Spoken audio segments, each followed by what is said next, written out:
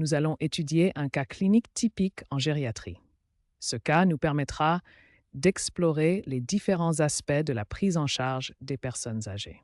Voici le cas de Madame Dubois, une patiente de 82 ans qui illustre parfaitement les défis de la médecine gériatrique moderne. Madame Dubois est une patiente de 82 ans qui a été admise aux urgences suite à une chute survenue à son domicile. Cette situation est malheureusement fréquente chez les personnes âgées. Examinons maintenant ses antécédents médicaux qui sont caractéristiques d'une population gériatrique avec plusieurs comorbidités. Madame Dubois présente plusieurs antécédents médicaux typiques du patient gériatrique. Une hypertension artérielle, un diabète de type 2 contrôlé par l'alimentation, de l'arthrose qui affecte sa mobilité et un antécédent de chute survenu il y a 6 mois. La situation sociale de Madame Dubois est également importante à considérer dans sa prise en charge globale. Madame Dubois est veuve et vit seule à son domicile. Elle a 2 enfants adultes qui habitent dans d'autres villes. Heureusement, elle bénéficie d'une aide à domicile, ce qui est un élément important pour son maintien à domicile. Examinons maintenant sa médication actuelle, un aspect crucial de l'évaluation gériatrique. Sa médication comprend l'amlodipine pour l'hypertension, la metformine pour le diabète et l'ibuprofène au besoin. Cette dernière médication mérite une attention particulière chez la personne âgée. Ce cas de Madame Dubois illustre parfaitement la complexité de la prise en charge gériatrique, combinant aspects médicaux, sociaux et fonctionnels.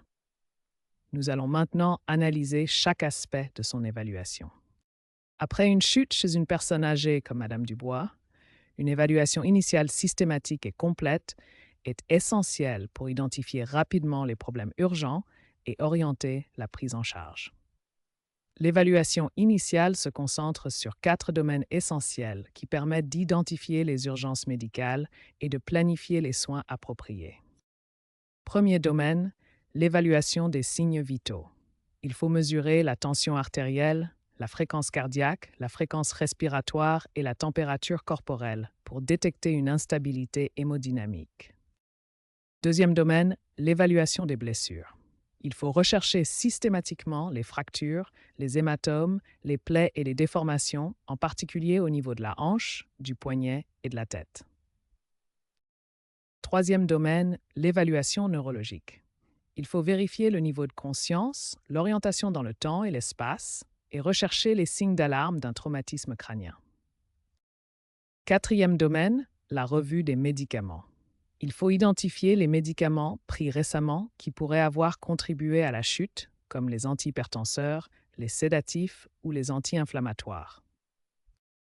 Cette évaluation initiale systématique permet d'identifier rapidement les urgences médicales, de stabiliser la patiente et de planifier la suite de la prise en charge de manière appropriée et sécurisée. L'évaluation cognitive est une étape cruciale dans l'examen de Madame Dubois. Après une chute, il est essentiel d'évaluer les fonctions cognitives car elles peuvent influencer le risque de chute future et la capacité de la patiente à suivre les recommandations médicales. Plusieurs raisons justifient cette évaluation cognitive. Les troubles cognitifs augmentent significativement le risque de chute, peuvent compromettre la capacité de la patiente à suivre ses traitements, affectent sa sécurité au domicile et influencent sa capacité de prise de décision autonome. Pour évaluer les fonctions cognitives de Madame Dubois, nous disposons de 2 outils principaux de dépistage, le Mini Mental State Examination ou MMSE et le Montreal Cognitive Assessment, appelé MoCA. Voici le formulaire du MMSE. Cet outil évalue l'orientation, la mémoire, l'attention, le calcul et les capacités de langage. Il est noté sur 30 points et prend environ 10 minutes à administrer. Le MoCA est généralement plus sensible que le MMSE pour détecter les troubles cognitifs légers. Il évalue 8 domaines cognitifs différents, est également noté sur 30 points et prend entre 10 et 15 minutes à administrer. Cette illustration montre les différents domaines cognitifs évalués par le MoCA. L'orientation, la mémoire à court terme, les fonctions exécutives, les capacités langagières, la dénomination d'animaux, le test de l'horloge, l'attention et l'abstraction. Comparons ces 2 outils. Le MMSE a une sensibilité modérée, mais une spécificité élevée, ce qui le rend approprié pour diagnostiquer la démence. Le MoCA a une sensibilité élevée, mais une spécificité modérée, ce qui en fait un excellent outil pour détecter les troubles cognitifs légers. Pour Madame Dubois, nous recommandons l'utilisation du MoCA.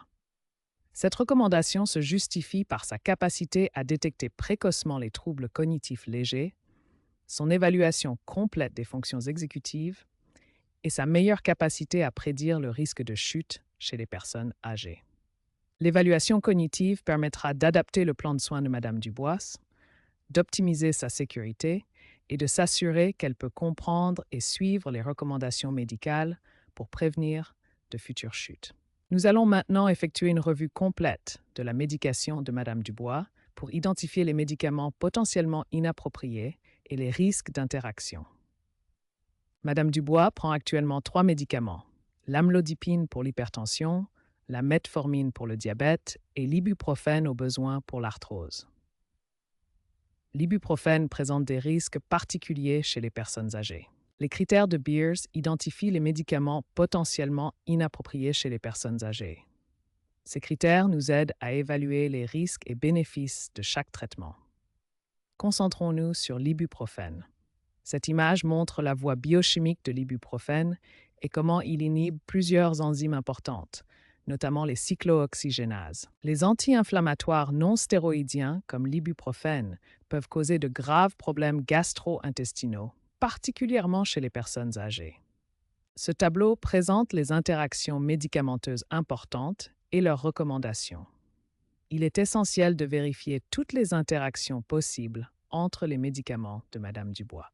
Les médicaments inappropriés peuvent affecter de multiples systèmes organiques. Cette illustration montre les effets potentiels sur différents organes et systèmes du corps.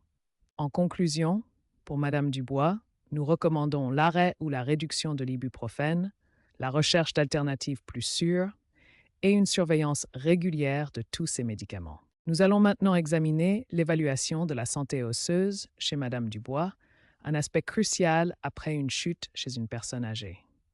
La question principale est: quelles investigations devraient être envisagées pour évaluer la santé osseuse de Madame Dubois? Le premier examen recommandé est la densitométrie osseuse ou examen DEXA. Cet examen évalue la densité minérale osseuse, permet le diagnostic d'ostéoporose et aide à estimer le risque de fracture future. Les résultats DEXA sont interprétés selon le T-score. Un T-score supérieur à -1 indique une densité osseuse normale. Entre -1 et -2,5, on parle d'ostéopénie. En dessous de -2,5, le diagnostic d'ostéoporose est posé. Le deuxième examen important est le dosage de la vitamine D. Une carence en vitamine D est fréquente chez les personnes âgées et contribue à la perte osseuse, augmentant ainsi le risque de fracture. La valeur cible est supérieure à 30 nanogrammes par millilitre. La prévention de l'ostéoporose est essentielle et repose sur plusieurs stratégies.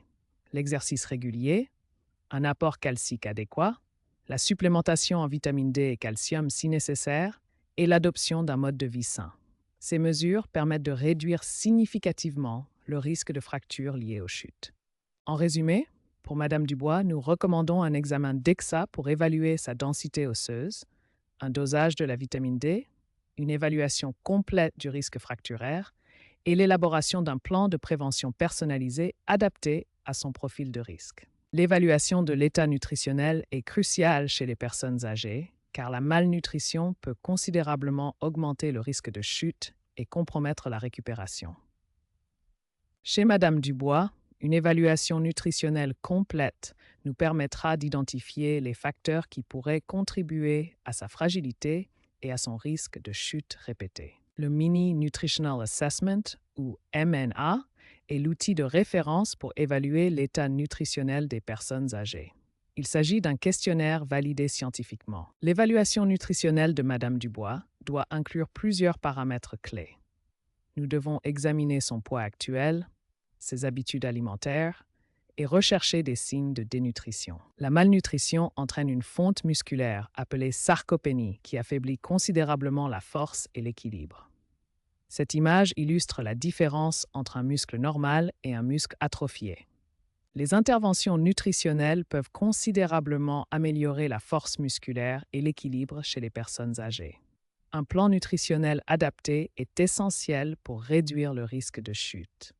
En conclusion, l'évaluation nutritionnelle de Madame Dubois, à l'aide du MNA, nous permettra d'identifier ses besoins spécifiques et de mettre en place des interventions ciblées pour améliorer sa force musculaire et réduire son risque de chute future.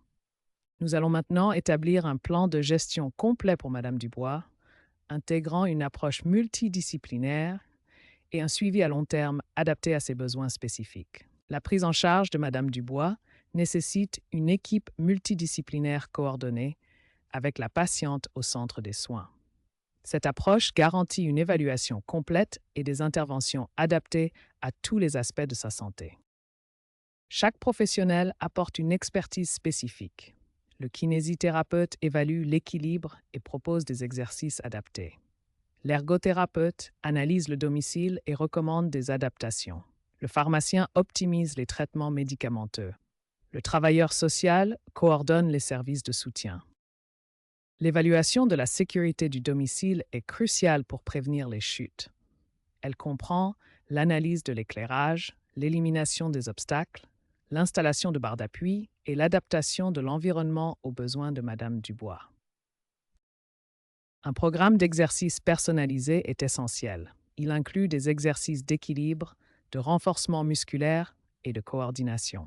Ces activités améliorent la stabilité, renforcent la confiance et réduisent significativement le risque de chute future. Les considérations éthiques sont fondamentales. Il faut équilibrer le respect de l'autonomie de Madame Dubois avec les impératifs de sécurité. Cela implique une information claire, le respect de ses choix et une réévaluation continue de ses capacités et besoins. Le suivi à long terme s'organise selon un calendrier précis. À 1 mois, 3 mois, 6 mois et 12 mois, nous évaluons l'observance médicamenteuse, l'état fonctionnel, le risque de chute, l'état nutritionnel et le bien-être psychologique de Madame Dubois.